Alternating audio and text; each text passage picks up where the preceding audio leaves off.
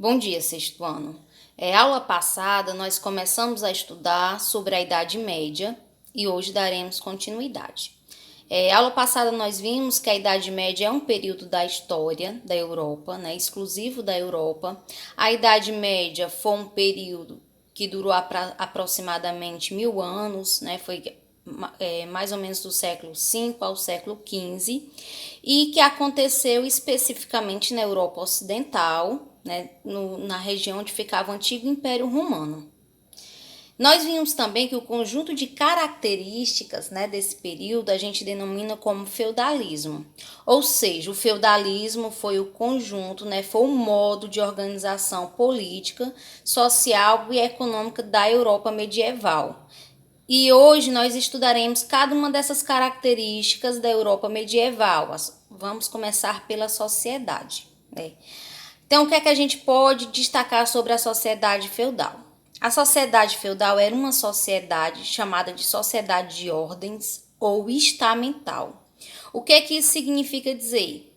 Significa que aquela sociedade estava dividida, né, possuía uma rígida divisão social, né, estava dividida em grupos, que também era chamado de ordens ou estamentos, e cada um desse grupo, né, era muito rígido, ou seja, não havia mobilidade social entre esses grupos.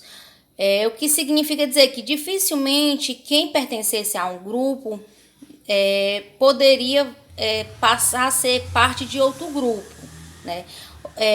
Essa divisão estava fundamentada na crença de que essa divisão era determinada por Deus, né? Isso foi uma crença que os mais poderosos difundiram para que os menos favorecidos se conformassem com o seu lugar social. E a gente vai ver que essa sociedade estava dividida em 3 ordens ou 3 grupos, que eram os nobres, o clero e os trabalhadores, né, que nós veremos cada um especificamente. E também é importante destacar que a riqueza daquela sociedade, ou seja, dos indivíduos que ali viviam, a riqueza de cada um era medida pela quantidade de terras. Então, os detentores das terras eram os nobres e o clero, os 2 primeiros grupos, enquanto os trabalhadores eram despossuídos de terras, ou seja, eram pobres, né? Sobre os nobres. Os nobres, também chamados de senhores feudais, era o grupo que guerreava, né? Eles conquistavam terras por meio da guerra e tinham como função proteger aquelas terras, evitar que elas fossem invadidas e tomadas. Então, eles viviam de quê? Eles viviam das guerras e eram muito ricos porque eram detentores das terras, né?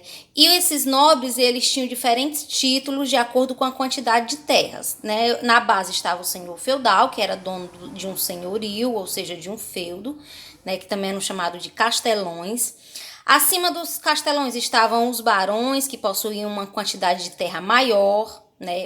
Depois vinham os condes, responsáveis por condados, depois marqueses, depois duqueses, né? E por fim um rei que dominava uma maior quantidade de terras.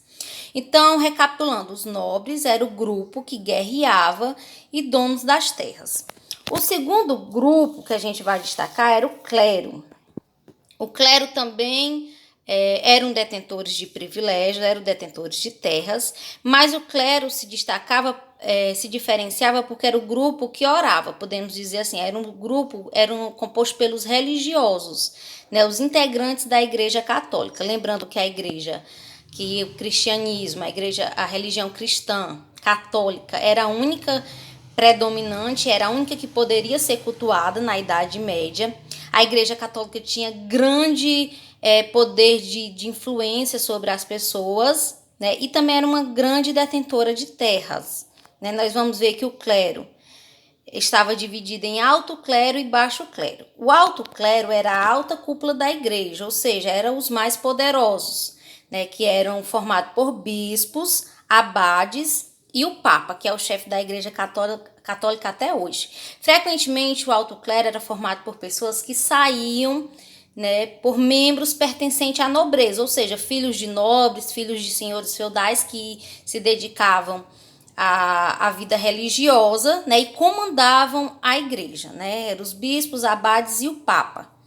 podemos dizer que o clero era o grupo que orava, mas eles também eram, o alto clero era detentor de muitas terras, principalmente com o celibato, que é a proibição dos padres poderem casar. Então, eles, cada vez mais a igreja conquistava terras, ganhava terras através de acordos com reis, e como os padres não podiam casar e nem ter filho, né, foram proibidos de casar, a igreja ia cada vez mais acumulando terras sem que ela fosse dividida entre os herdeiros desses integrantes.